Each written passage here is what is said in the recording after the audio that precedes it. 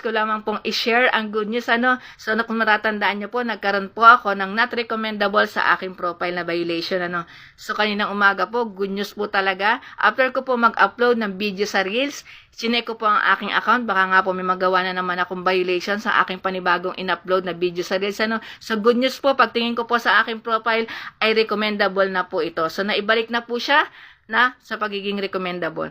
Dahil inaasahan ko po ay 2 weeks pa bago ito maibalik.